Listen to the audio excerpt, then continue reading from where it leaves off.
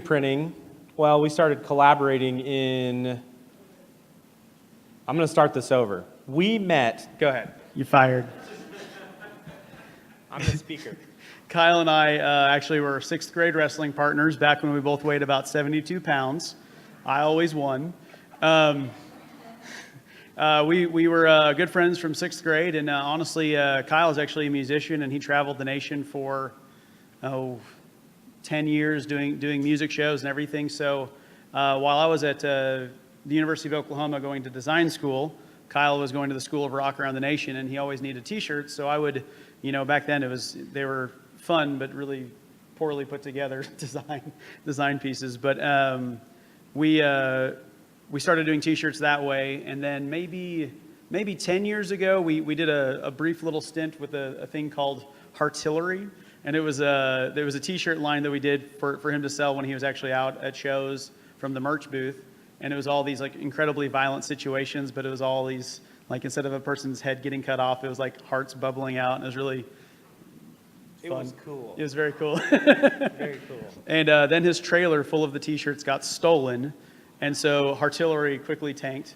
And then It was stolen. I think the trailer was stolen 2 weeks after we got our first order. Yeah. And so that was awesome. So we didn't make any money on that. But about 5 years ago, whenever the Thunder went to the finals, we did a couple of shirts, and we started off with $103 each, and we invested that in 20 or 30 shirts, and we sold those out really quickly, and kind of kept putting the money back in, and we didn't pay ourselves for I think the first year. But we were able to really build up the business, and we purchased our own screen printing press, which we ran out of my garage at home. My wife hated it, so about a year and a half after we started in the garage, we got a little space over in the Paramount, which I'll let you talk about. So I'm not talking. Well, I was just going to say real quickly, I wanted to back up and say, she was talking about building relationships and kind of how important that was for us. When we first started, it was honestly, hey, dude, how can we work together every day? The goal wasn't, hey, how can we make a ton of money? It was, what could we do that could be fun, that we would enjoy, and that we would get to be creative with one another? And I don't know if you guys have creative friends like that, but it has been awesome for us. I mean, I genuinely believe it is the key to, I would say, our longevity. We've only been around for almost 6 years, but the goal was to work together. And so every day when we go into work, it's like, that's the goal. Everything else is kind of extra and a bonus. So friends are good. But anyway, yeah, he had mentioned we were in the Paramount building. One cool... Does everybody know where that is? Stephen Adams building? No? Some of you? One cool thing about the Paramount, probably the coolest thing about the Paramount, is our basement was haunted, and that is where we expose screens by ourselves in the dark. And so... Like truly, it was, I don't really believe in ghosts, but we had ghost experiences, and we're in the Haunted OKC book from it, so the ghost really liked Kyle. Yeah, I would say that ghosts don't need Blake to believe in them. One day he heard her, and then I was downstairs, and I heard the exact same thing, and then she would say my name, and that was, and I would kind of run away, and it would be in the direction that I went. So I was always walking into it. So really spooky. If you like ghost stories, talk to us after this, or if you have some questions about that later. We always called her the pretty lady because we didn't want to make her mad. Yep, called her pretty lady, didn't want to offend her, but it was always like, Kyle. And I was like, or it was, hey, hello there. And very friendly. Yeah, very friendly lady. Anyway, yeah, so we were in the Paramount. Yeah, sorry. We were in the Paramount. We started making shirts over there. We got a bigger press, and we wanted to do a little more retail business, and so we started looking around where we thought there might be a little more foot traffic or places that were better for maybe people walking or biking, and we found ourselves kind of going back to the Farmers Market District. And so that's where we are now. We really like it. We got some cool neighbors over there. the Loaded Bowl, Powerhouse, Rewind Pub. But yeah, we really dig it, and we have a lot more walk-in over there. And I think we're just going to kind of walk you through the process, our creative process. Real quickly. Oh, okay, sorry. We actually share that space. The building itself is called Silo. The OKC operates out of the front, 1,500 square feet or so. We also have a photographer in the space, and we have a luthier. Does anybody here know what a luthier is? There you What go. is it? Somebody who makes loops. She's right. The person that we have, I think a luthier is a broad term that applies to a lot of things, but he makes violins, which is really cool because his name is Arsenios Corbishley, and he sits in the back and he makes these beautiful violins. I guess there's only 3 people in Oklahoma City who do that. And we also have a web developer, and we have about 250 square feet of unused space right now. So if you are looking for an office space with a bunch of weirdos, hit us up afterwards. Not haunted. Not haunted. Now, you want to? Okay, yeah. So I'll use Vanna White over here to explain what we're doing. So who here is screen print? I see some of you guys, and I know you guys certainly do. Who has experienced the joys of screen printing? Have you guys ever worked with Plastisol and textiles, or did you guys do more like suicide prints, reduction printing, college level stuff, like paper prints, or what? Like what's the? Okay, so some of this is going to be rudimentary, so we do apologize. But what we tend to do, I don't know why I'm standing up now. What we tend to do is for our own personal stuff, it's one thing, and when it's for a client, it's a little bit different. As you guys all have clients, you know the back and forth and figuring out what the problem is so that you can solve it and you go from there. For our own selves, most of our creative process is very much a shorthand between Kyle and myself. I mean, we've been doing this for almost 22 years in the sense that we've been collaborating creatively on just random weird things. And usually what it starts off with is me, sitting at the computer, being antisocial, and Kyle will be over there printing and like just peppering me with just these random ideas. And the ideas that sell well are the ones that usually get me to stop being antisocial and make me start laughing. And of course, from there, we do the same thing that I'm sure most of you guys do. We start off with a very basic thumbnail sketch just to kind of kick the idea around. And usually we have about 10 or 15 ideas just kind of on deck ready for the next shirt that we're going to do for our own personal work.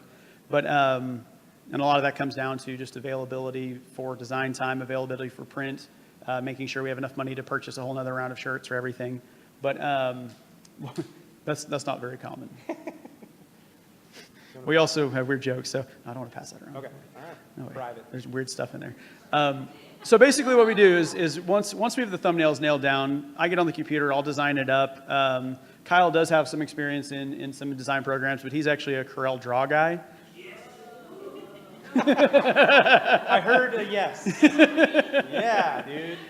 So Kyle has a lot of experience running a laser etcher at his last job, and that was the program of choice there. So I've been trying to get him to transition to Illustrator for print purposes, but it's going well. I just felt the judgment from everybody in here.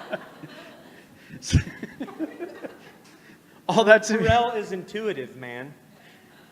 we won't get into this. We won't get into this. Anyway, so at that point, we get on and we'll actually do a design. I'll do several iterations of a design, kick it back and forth with him to really nail down what we want to do. And then once it's done, once we have a finalized design, what we'll do is we will print off transparencies. Well, you can show them real quickly. There was thumbnail. a Star Wars fest Yes. a couple weeks back at the farmer's market.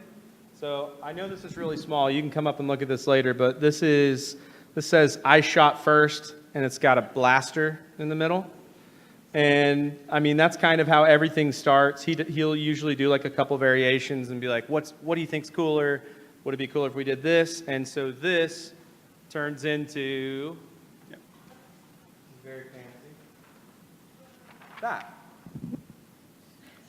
So when you're exposing something onto a screen to screen print, you're essentially making a stencil of sorts.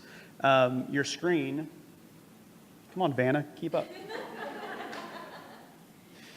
Your screen, this is a screen that's not been coated with emulsion. It's truly a they used to be made out of silk, but it's now like a polymer that they use. It's a fine mesh. I think this is a, you want to pass that one around? Yeah. Um, You want to touch that? So it's that in and of itself, if we put ink on it, the ink would just go right through it. There's nothing keeping the ink from just pouring through. It's like a screen. It's like very much what it is. When we coat it with an emulsion, it's a photoreactive glue that when you expose it to UV light, the glue itself will harden. So what we do is we put that transparency between the light and the screen, and you turn it on and expose it. And so anything that's underneath the black part of the screen itself will then be something that you can wash out with a hose. So this is the actual screen that we use to print the T-shirts. And this is just a simple one-color T-shirt. Oftentimes, the goal with screen printing design is to design something that works as simply as possible, while still having some interest to it. Obviously, just a word on a T-shirt will sell sometimes, but we don't want to necessarily do that. But here's the final product. Our shtick isn't working on you guys. Must be a bunch of developers out there. Jeez. So this is the actual final piece, and as you can tell, we printed red ink onto the shirt itself. That is a one-color design, whereas what we do is you would do two screens. So you'd have a screen for white, you'd have a screen for red in this instance, that you then register together. And so once they're on the screen themselves, you put them on your press, which will then, the screen itself will lay down on top of the table, and you can press your ink through. Between each pressing, you have to do what's called a flash dryer, which will basically heat the ink up to a point where it'll dry, because plastisol ink is a liquid and it'll stay wet for years and years and years if you don't dry it, if you don't heat it. So that's the process that we took to get to this particular one. And then once you're done with the shirts, hold on. Oh, for pictures. Does anybody here listen to 90s hip hop? Can somebody sing this song? R&B. Can anybody sing this song for me? We thought it'd be funny to take a pretty dirty 90s song and make it into a John Wayne shirt. We call it John Wayne. And our parents like it and don't get it. My mom will come into the shop and help fold shirts and stuff, and she was like, "Oh, Blake, I love your new John Wayne T-shirt." And I was like, "Yeah, you don't want one, do you?" And she's like, "Well, I really like it." I was like, "You don't get the music reference, do you?" Like dreading her saying yes. And she was like, "Blake, I've seen all the John Wayne movies. I think I get the reference." And I was like, "Yep." So that's pretty much our process For the printing. for the printing.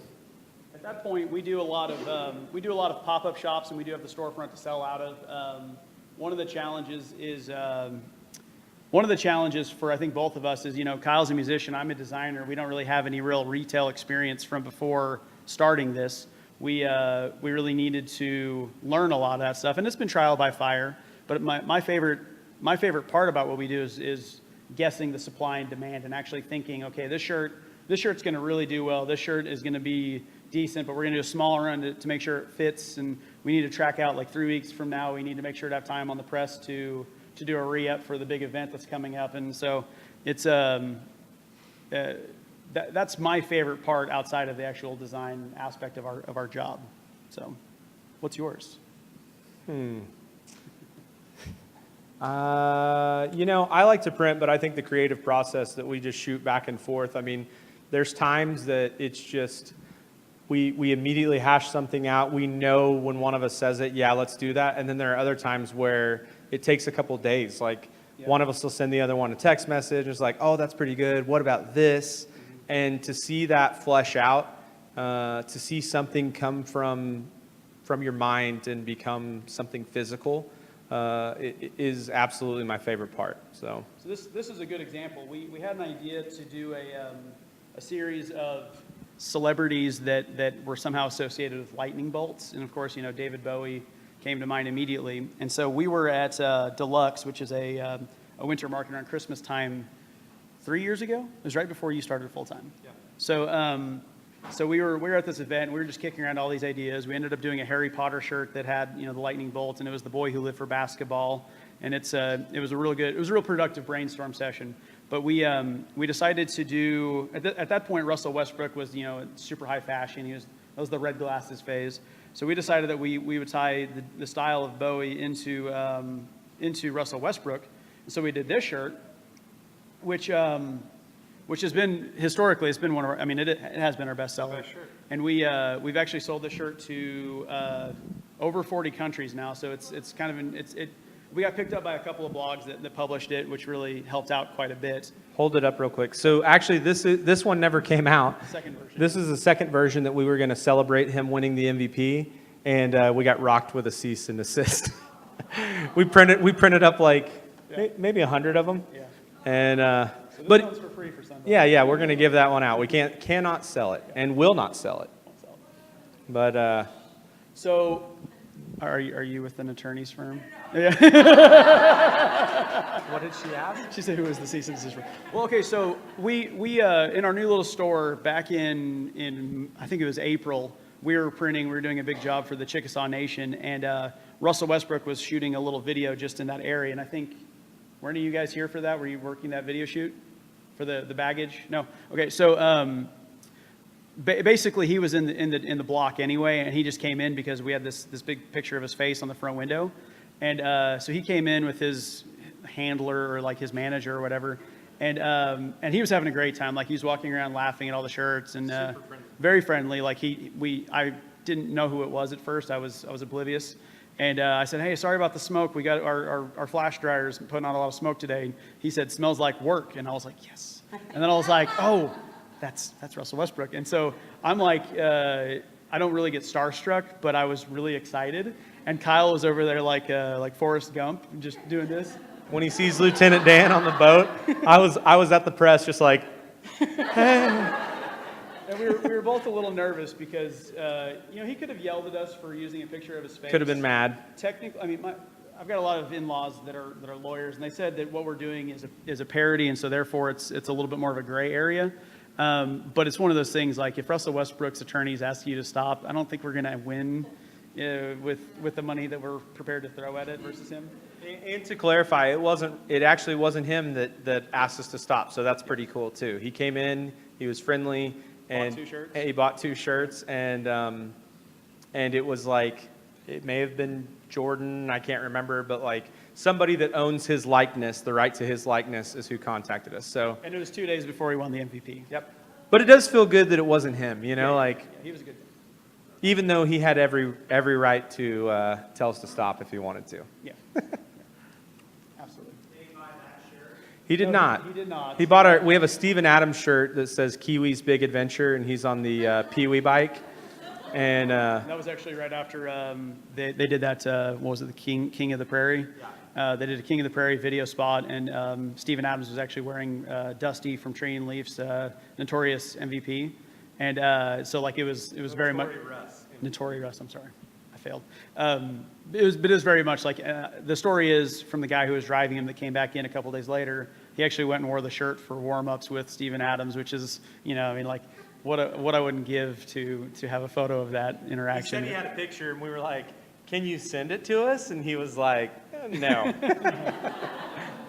He wasn't down to that, but it was still very cool, and and we've had a few interactions with people like that. It's really fun when random people come in that are way more famous than I could even pretend to imagine to be. And like Tom Felton, the Draco, he actually bought this shirt from DNA like a week ago, which is even more random than Russell Westbrook. Styles to the stars. That's kind of what we are. Yeah. It's a new venture. Yeah. So. By the way, I look like a complete dad today with my pink hat. My wife just went to the beach last week, and she brought me back a souvenir, so I feel like a real dork up here with my pink hat, but I look great, right? That's pretty much it about the creative process. Do you guys have any questions? Talk about making money. Okay.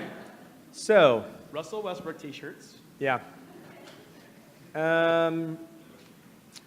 You know, probably some of the most successful things that we've done as far as making money, and this is an opinion, this isn't based in fact, so forgive me, but we do fundraiser t-shirts. So we have a lot of, like last year, there was a little boy named Stan that had a brain tumor, and we have something that it will be a separate company called Funderstorm, but we find these people that need to raise money, don't want to do like a GoFundMe type thing, and we'll print a shirt at no cost to them, and for every shirt that's sold, we give them $10. And really all that's on them is that they promote it.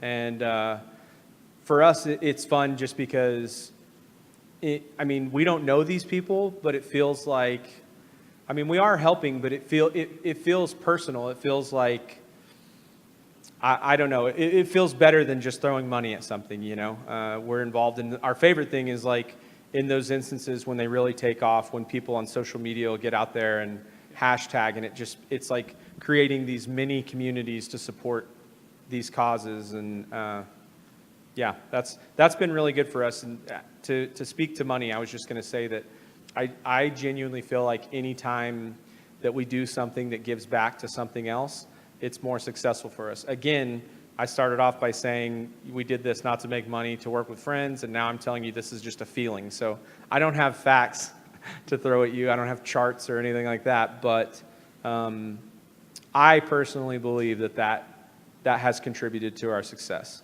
The focus has not necessarily been, I mean, don't get me wrong, there are times that it's like, we got to pay the electric bill, so print some shirts, you know what I mean? But I genuinely feel like the more of that stuff we do, the more we've grown, so, as a business, so. Also, Stan is in full remission right now, Yeah. so pretty exciting. We got to start doing those fundraiser shirts. One of our friends who's actually, he started the business with us years ago. He stepped out 3 years ago, something like that. But he's a teacher, and he was going through an adoption. They were adopting a little boy from the Congo, and as you know, like adoptions are crazy expensive, and Oklahoma teachers are not well paid. So we kind of surprised them with the original T-shirt, the "Love is Thicker Than Water" line that we did for a while, and that it's been really a good thing because we're taking something that we already have that doesn't really cost us anything to do these things, and it does build, and we do actually get quite a bit of residual business from that, because you know, if your second cousin buys a shirt from our website, we are getting people coming back and buying just our regular T-shirts. They're also coming back and using us to print contract jobs. It's a very, I don't want to say it's like a pariah marketing, but we do get a lot of residual business out of just doing something that's good, just something that doesn't take much. So, and then we end up shipping all the shirts out, which is also a huge headache for most of these fundraisers. People are going out and they will take everybody's name down on paper, and they'll get their size, and they'll do everything the way that they know best to do it. And for us, it's on our website. You know, you just go online, you pay your money, you get your shirt shipped out in 2 weeks. It's as simple as that, you know. And so it's an easy thing for us to do. And like Kyle said, it's been a good thing. So. Yeah, I mean, I like it just because both of us have young families, kiddos in school, and so like there are lots of things. I'm definitely one of those people that people throw up a GoFundMe and I just want to give to everyone that I see, but I can't. And I mean, we had, in that instance, we had a friend that was adopting, and we saw the financial strain that was putting on them. And we realized, well, we don't have money that we can give them, but we do have a printing press, and we can make T-shirts, and we can turn T-shirts into money. And so, yeah, it's kind of, I mean, just using what we have to benefit other people. And it does benefit us, but I mean, genuinely, I know that both of us get a big kick out of, at the end of it, handing those people a check and feeling like we've helped them. And also, it was a process that really didn't put much stress on them at all. Yeah, so absolutely. That's it on money. You guys have a shirt that was like awesome, and then like just totally Lots. Last year, it was Kitty Twister. Oklahoma Kitty Twister. It was a yarn tornado with kittens flying around. I thought it was awesome. For the dog races at the dog race event at Remington Park, we did a couple of T-shirts. There was one. It was The Infinite Wiener. the Infinite Wiener, which was like a wiener dog with the infinity sign, and then we also did one that was it was the French Bulldog. yeah, it was I like big mutts and I cannot lie, and we used a not mutt for some reason because it was the coolest. It had like sunglasses, and that one just really whiffed. I think the biggest tank was when we, usually our stuff references pop culture or music. The hardest whiff, though, was when it's something that, I think most of the time we're like, oh, I think people think this is cool. Like, we don't think it's cool necessarily. We're just trying to listen to other people. And so we did a emoji shirt. Not all emojis. It said, keep it 100. And yeah, people groaning. It was like, everybody that looked at it was like, what's this? And Mainly my mom. yeah, so we got rid of that one. Those turned to rags. Yeah. But yeah, we whiff hard all the time. Follow-up, was there one that you thought, like, this is awful, and it just, like, took off? Yes. I tried to get Kyle to wear it tonight, but he refused to. So Kyle had this idea to do a shirt. Well, sorry, I thought it was a bad idea. He thought it was a great idea, and I was wrong. But he wanted to do, the Irma Gerd Gershberms girl. So he wanted to do a shirt that said Erkler Hermer, which is Oklahoma in Gershberms, I guess. And for 2 years, I was like, man, yes, it's funny, but that's stupid. Nobody's gonna like that.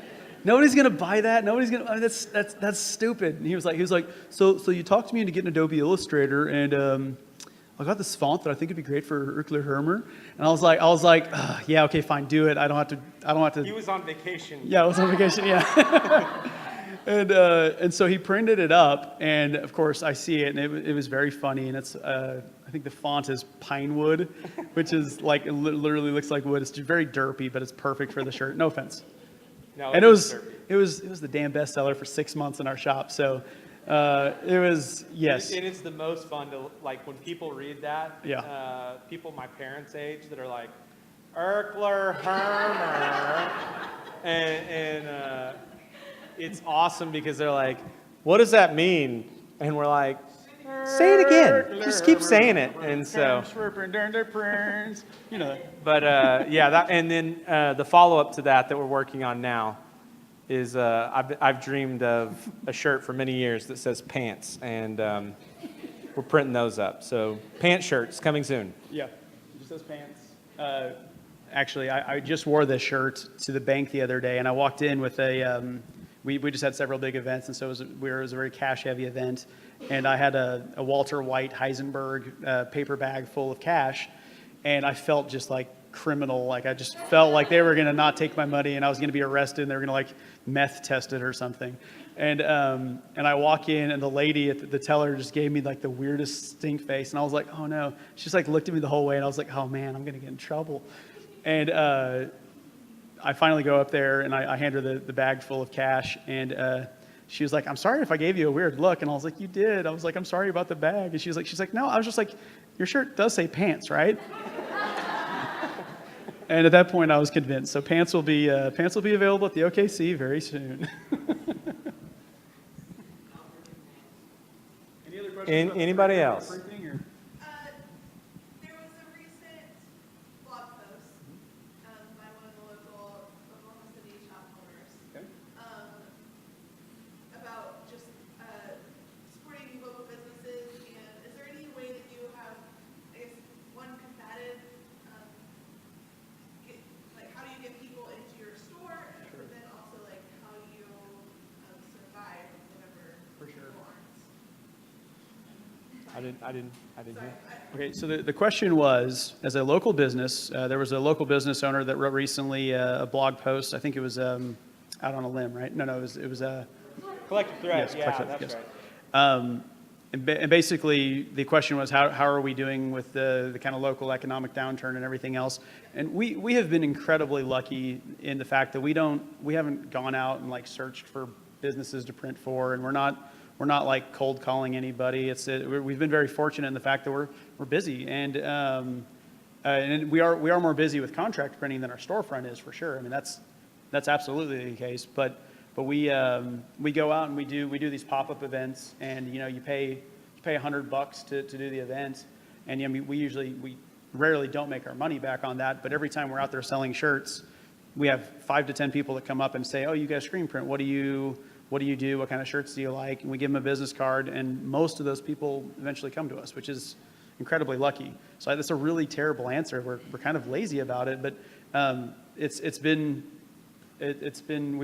lucky. We've been very blessed. I mean, I do think also, like, there's some jobs that we've picked up from friends, and also, like, we have to eat lunch, right, every day. So, like, we'll go to a place over and over, like everybody does, and we do the shirts for Revolution, and one of my favorite things that we've discovered in the last year was trading with people, and so we print shirts, they give us tacos, and that's been an awesome. I think that's mutually beneficial. yeah, but they wanted to stop. They'd written off all they could do on that. Yeah, So.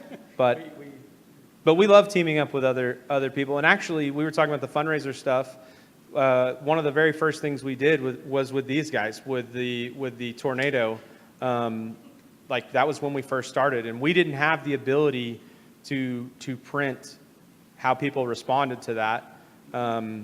They did, and we teamed up with Tree and Leaf and printed them over there and shipped them out. And together, I think we donated like $30,000 or something, 37. It was crazy. And the night, I remember that, like, some of the first times I met you guys was sorting the packages that night, and it was nuts. So, and Dusty and those guys have been, like, I think most of the screen printers we've met have been super friendly, and it really seems like there's enough business to go around because everyone needs shirts. And so, in particular, Tree and Leaf helped us quite a bit in the beginning in saying, "Hey, here's some mistakes that we made. This is what I would suggest." And I remember when we moved from the garage, John was like, "You're going to miss the garage." I kind of miss the garage. When we pay rent, I miss the garage. So, well, it's funny. Along those same lines, like we try to help other businesses that are starting out or anything like that. We try to throw our business their way. If there's a new restaurant or a new business, we usually try to go in. And musicians too. Yeah, a lot of musicians. But when the tornadoes hit more 3-4 years ago, it was really, really terrible situation. And I think we sold something like 1,500 shirts in the first 2 hours the shirt was online. And we cut it off just because the production, we weren't going to be able to pull it off. And when I say we, I mean Dusty and the Tree and Leaf guys, the ex-Tree and Leaf guys. But we were like, "Hey, you know what, Kyle, you live out in Cashion, Oklahoma, right?" He's like, "Yeah." He's like, "Yeah, the post office out there is like about to tank. Like, they're really going under. Like, it's going to be like, if we could take some of these shirts over there and ship through them, they'd actually get a good financial kick out of them. That'd be great." And so we did. And the single lady that worked out there, she hand stamped everything. And some of the envelopes that we saw arriving, people would send pictures of them to us, and there was like literally this many stamps on the envelope. And so sometimes it's not good to help Cashion, Oklahoma, because it took a long time for that poor lady to stamp every bag. Because we had so many, and like we would take stuff in and we give her a lump sum to do all the shirts, and it was we were new. We saved the Cashion post office for like a year, I think. We did, yeah. We had receipts that would be like literally hanging from the ceiling and go all the way back up, down 3 or 4 times. Like it was very, very, very Old huge. school. Yeah, very old school. All right, you in back. What's your question? I'm talking to you, yes, sir. I'm putting you on the spot. No question. I'm just kidding. What's up? Was there ever a time where you thought as a business you weren't going to make it, and how did you get past that? I mean, honestly, like we've definitely had road bumps on the way. Like there have been things like where we've partnered with people that hasn't worked out, and just the normal, the normal situation where it's just like, oh, holy crud, what are we going to do? And luckily, once again, we've just been very, very lucky that we both have a real strong work ethic. We don't really take much free time other than eating. We used to play darts every day, and we haven't done that in 2 years. Just We're because about to get a skee ball machine in the yeah, shop. yeah. So you guys just come by. It'll hopefully be It next will be week. free to the public. Yeah. But so the short answer is, I mean, there have been times where we've been kind of up against a wall, like we've had to reprint some shirts, or we've had build out costs that we weren't anticipating. Or And- jobs that tanked. I mean, we've Yeah. had that where you take a big job because it promises you big money, and it doesn't come through after you purchase shirts or something like that. But I mean, luckily I don't think we've ever been like, this is it. It's time to call it quits. So Well, we're very frugal with everything, and we work hard. I mean, honestly, both of us had regular jobs before we quit and went out on our own, and it's always there's a panic moment. Like two weeks before Kyle quit his cushy job and came to work at the shop the whole time.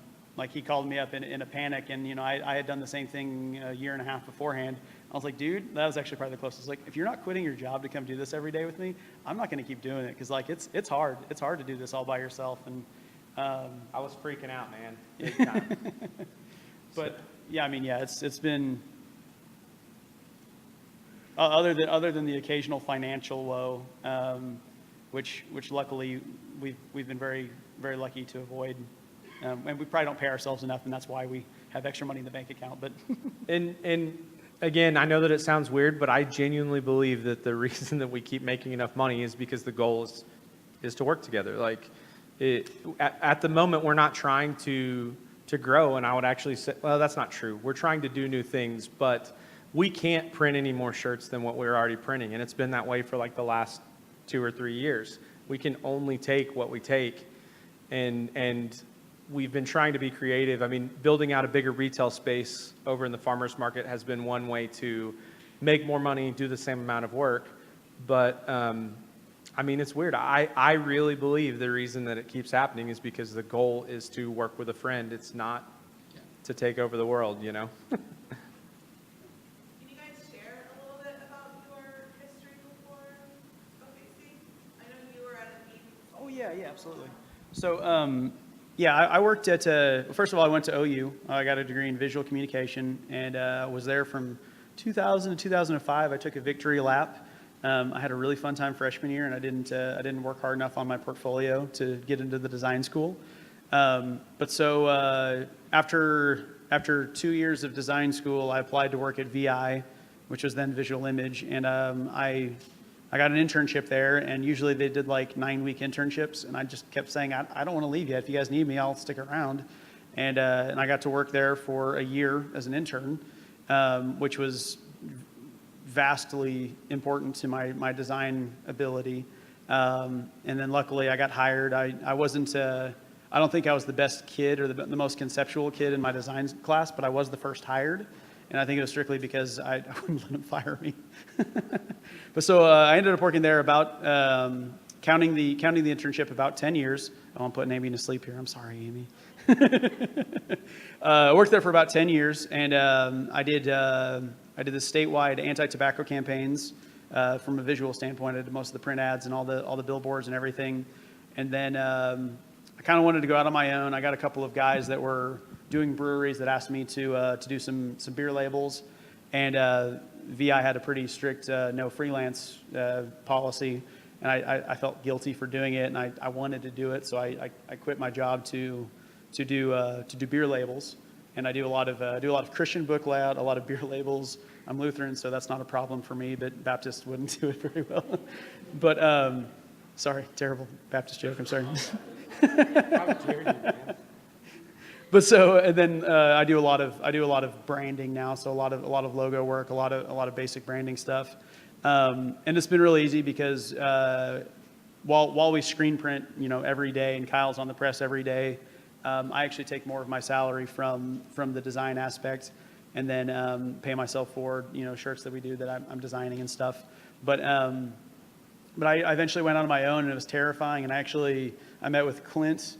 I met with James. I met with Winkler, who's not here. I met with Tim Watson and Mark Bostian and a bunch of bunch of other designers that were solo guys. And most of the older ones were like, dude, don't do it, don't quit, stay at your job. And I'm like, I don't want to. And Mark Boshin and Tim like sat with me, and they were like, don't do it. And I met with James, and I didn't realize James is like almost 10 years younger than I am. And he was like, yeah, I do this, I do this, I do this. And I was like, I feel so unready for this. And James is actually speaking next week at Design Dev, so you guys should come back to hear him talk about his journey next month. What'd I say, week? Next month, whatever. I was trying to speak in Ermagerd there for a second. But so yeah, quit the agency job. Honestly, I worked with great people. I worked for great people. I worked on stuff that I really believed in, and I don't miss it. I mean, I'm lucky. I get to work with my buddy. I mean, I used to kick his butt in wrestling, and now we print shirts together for a living. So when I was 17, I wanted to be a musician, and I was in a ska band, and yeah, pretty cool. I played the bass and I sang, and so at that time you would burn CDs and send them out, and I got a call back. I got a call back from a label, and I did what was called courting. I courted this label for years. Like they would fly me out to Nashville, and I would play them songs, and they would be like, oh, that was really good. And nothing would happen, and they'd fly me out to play more. And I think after courting maybe like 4 or 5 different labels and going back and forth from Nashville and California, I think 7 years ago, I signed with EMI, and I was going to put out a record, and digital music affected physical sales of discs so much, and everyone was freaking out, that EMI actually sold before my album released, and it got what's called shelved. So kind of a bummer, but man, I had so many awesome experiences, got to meet so many cool people, do so many cool things, and just now I think I'm realizing that what my life was like while everyone was going to college was not normal. I just had me and my bandmates, and I just had one bandmate. I'm a songwriter, and I had a drummer, and we would hire guitarists, but I think I'm just now realizing that it wasn't a normal experience, and I'm grateful for it because it was just so much fun. We drove around, and it did never feel like I was working, but... Tell them about poor bats. I would take baths in truck stop sinks because I was scared of truck stop showers, because I was scared of truckers. And like Blake said earlier, we would collaborate on all of our T-shirts, and that's really what led to it. But I mean, we've always done stuff creatively, but I had nothing to do with design or anything like that. I was a musician. I thought I was going to write songs, and when I signed on the dotted line, I thought that I was going to be taken care of forever, and a year later, I was jobless. So, wah, wah. On an upside, Kyle, I've worked with creative people my entire career and all throughout college, and Kyle is, I think, one of the most creative people I know. Love song. I forgot my guitar, you guys. But like he just is a golden goose, man. He just keeps laying golden eggs, and then it's it's just been lucky that I can kind of work with him on stuff like that, because it makes my work better, because I will have an idea and I'll work on something, and he'll be like, what about this? And it's like, damn it, Kyle, it's a better idea. I like it, and I'll use it and claim it as my own. Well, and what's funny about the creative process to me is it's not so different. Like I am not like a musical prodigy. I can't play the piano. I can barely get through the bass. I would just have melodies that would come to my mind. And I had friends and other musicians that I would have come into the studio and say, play this, do this. And it was that same process that I was saying I loved so much earlier, the creative process with Blake and I, of like taking something inside your mind and making it physical. It was the exact same with songwriting. It wasn't different at all. And like where I had my buddy Steve that I write songs with, Blake is very much that for me with design. Like he knows how to pull out of my brain. He knows what I'm seeing, what I'm visualizing, and it's awesome to have friends and relationships like that because, I mean, I cannot imagine my life. I can't imagine being creative and not having those relationships to pull that out of me, what I would feel like. I mean, it would be maddening. So anyway.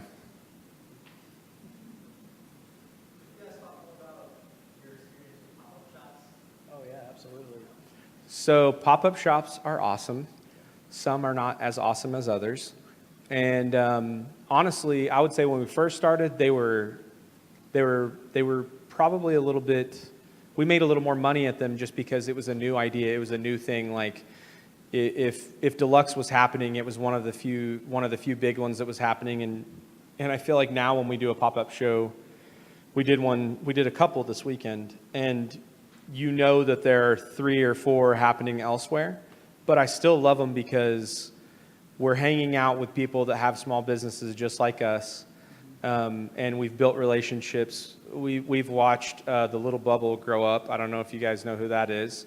She's making soap. She's a little girl, and she's like if we had all started at her age, we'd be killing it right now. But the Little Bubble, I mean, the friendships we made with Tree and Leaf, that wasn't from pop-up shops necessarily, but Local Lather, OK Collective, there's just a list of people that we always see, and we're happy to see them. It's kind of like this, I don't know, it's kind of like an office experience. It's weird. But yeah, we really like doing them. And honestly, our favorite thing about it is that we get to be the face of our company for people. Like when they walk up to the shirts, we get to talk to them. We like talking with people. And I think when they come in the shop, our press area is exposed. So if you came in, you would see me printing, you would see Blake at his desk. And I don't think people make the connection. I think a lot of times people think that we're like the minions. And, tell your boss that you didn't do this for me. And they're like, yeah, we'll tell him. A guy on Friday told him that you need to fire that kid. He's not good with people. Okay. He was drunk. Very drunk. He was very drunk, and he was standing in my special spot. We were printing live, and he was standing right at the end of the press, and I asked him several times to move. Anyway, he wanted me to get fired. So yeah, we like doing the pop-up shops just because it's like we can talk to people and they can see our face and know us. And for us, we like to, and I would imagine all you guys here, we like to eat at places where we know the owner. One of our favorite places to eat is George's Happy Hog. Has anybody been there? Go. Okay, go. It's a barbecue place over in the Capitol, and the owner is by the Capitol. There's a sweet lady that just sits in the lobby, and we know that when we go in there and spend $20 on lunch, it's going to her. And it's the same with all of these local restaurants, the places in the plaza. Kind of go back to what you're asking about working with local businesses. Like, we like to spend our money at places that we know who it's directly affecting and helping. And I think in pop-ups, we get that in return. Like, people stick around long enough for us to have a conversation and for them to know that this is ours. And I think people just like that, knowing who's in charge, knowing who's benefiting from their purchase. And as far as the logistics standpoint, is that closer to what you're looking for? More specifically, I was wondering, like, how do you determine where pop-up shops, like, which pop-up shops are beneficial for you to... For sure. Yeah. We have done, I think, most of the pop-up shops that you can do now, or most of the people that put them on. And He has a system. I have a system. Like after we do the pop-up shop, I was like, he what's my writes system? Who put the pop-up shop on, Yeah. what we made, what we spent, what we liked about it, and what we didn't like about it, and we can reference it when those people throw another show. And most of them are good. So Absolutely. And there are times where there are just situations you can't get away from if it's too hot or if it's too cold or if people think it's going to rain, they just won't come.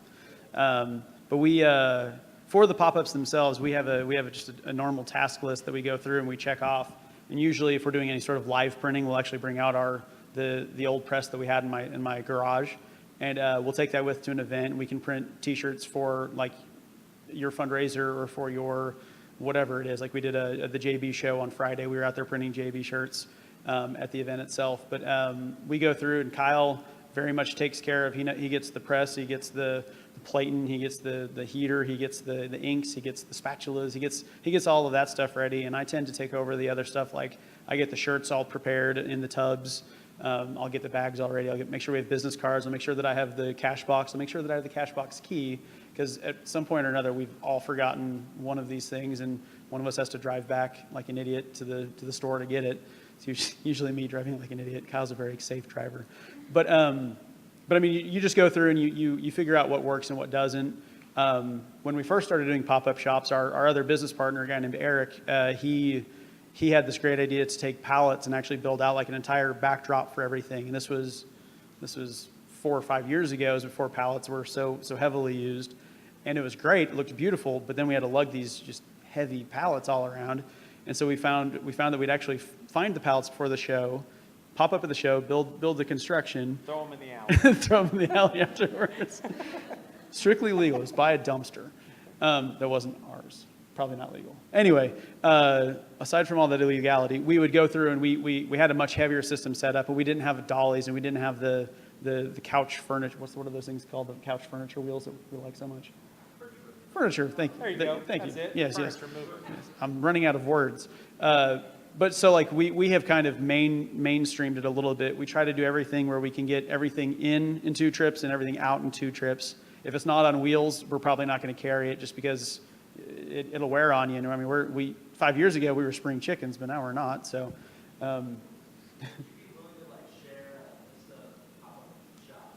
A list of pop-up shops? Can you shoot me an email and I'll send you a real good list. I would happily endorse anything that Allison Barta-Bailey does, or Sarah Cowan. I So mean, like Deluxe Winter Market is great. It's a Christmas time event. Allison Barta-Bailey does she does the industry flea events, which are, excuse me, I'm getting choked up. emotional. Allison Barta-Bailey. She's going to be watching this video, and I'm going to be so mortified next time I see her. So she does the industry flea, which is really good. When we first started off, we did a lot of the H&Eighth, which is, I mean, honestly, we got our start from H&Eighth because the regular monthly money coming from that was just a huge boon for us.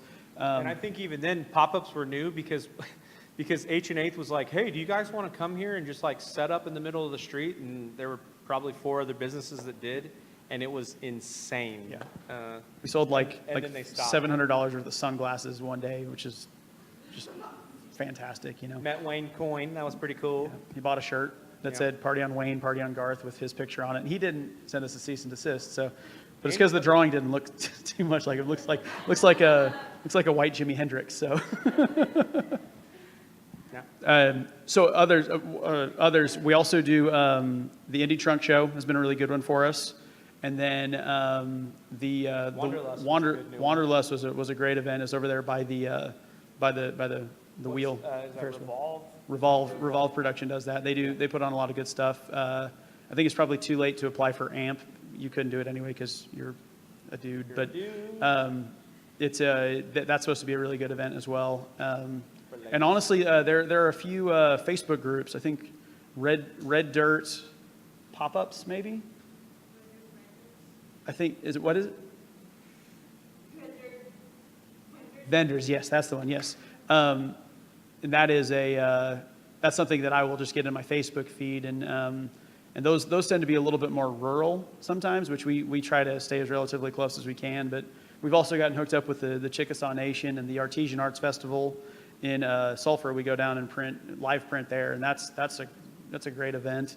I'm really not sure if. I would say, actually, just for a bit of advice for anyone that wants to do a pop-up, I would say this. Almost any time that we thought something was going to be amazing because there were tons of people there, it did not equal sales. And the reason was because when people are just like herded into an area and walking around, they get blinders on.